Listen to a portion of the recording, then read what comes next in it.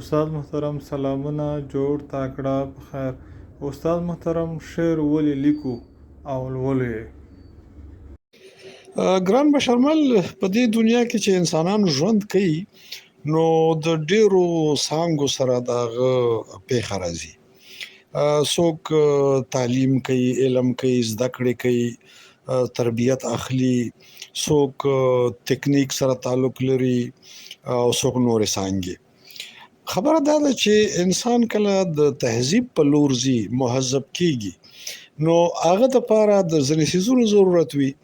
په دغه څیزونو کې کله به د مذهب مطالعه کوي، کله به د ساینس مطالعه کوي، کله به د فلسفې مطالعه کوي، کله به د نورو علومو او هنرونو مطالعه کوي چې دغه ټول د انساني ژوند د ارتقا دپاره ډیر لازم دي، ډیر ضرور دي.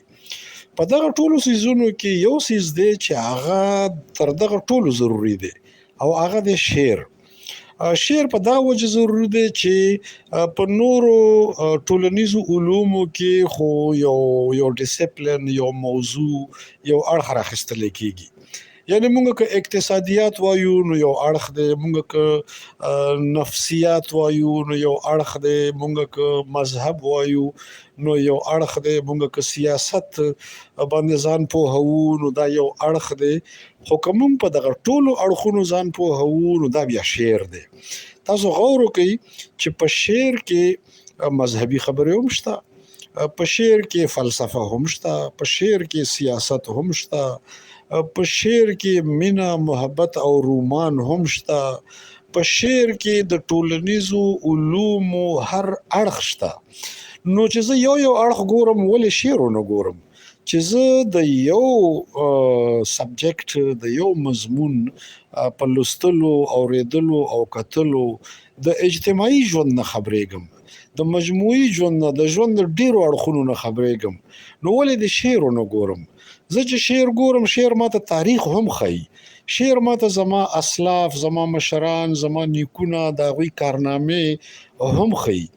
شعر ماته تمدن، تهذیب، ارتقا هم ښایي. نو شعر خو په ټولو ټولنیزو علومو، هنرونو کې زیات اهمیت لري. خبره دا ده چې انسان که ارتقا کړی ده، که پرمختګ کړی دی، که مخ په وړاندې تللی دی او که مهذب شوی دی، زه داسې فکر کوم چې د شعر په وجه شوی دی. یو خوا د شعر تاثیر زیات دی، خو بل خوا شعر د ټول ژوند ترجماني کوي، د ژوند د هر اړخ ترجماني کوي، د ژوند په ارتقا کې ولوله پیدا کوي، تحرک پیدا کوي، انسان د تیز پرمختګ سره مخ کوي. ځکه دا لازمه ده چې زه نور علوم ګورم، نور فنون ګورم، هنرونه ګورم، نو باید چې شعر ورسره وګورم. شعر زما لارې اسانوي، شعر زما په لاره کې پراته خنډونه اخوا کوي. که یو انسان په فلسفه نه پوهیږي خو په شعر پوهیږي، که یو انسان په ساينس نه پوهیږي خو چې ساينس په شعر کې راشي بیا پې پوهیږي، یو انسان که په تاریخ نه پوهیږي خو تاریخ چې په شعر کې بیان شي بیا پوهیږي. شعر د انسان لارې اسانوي، شعر انسان د تهذیب په لاره اچي او د تیزو ګامونو سره مخ په وړاندې بوزي. زه داسې ګڼم چې که په دنیا کې د انسانانو د ټولو علومو سره شعر نه وي، شاید چې د دې د تهذیب په لور قدمونه هم سست وي.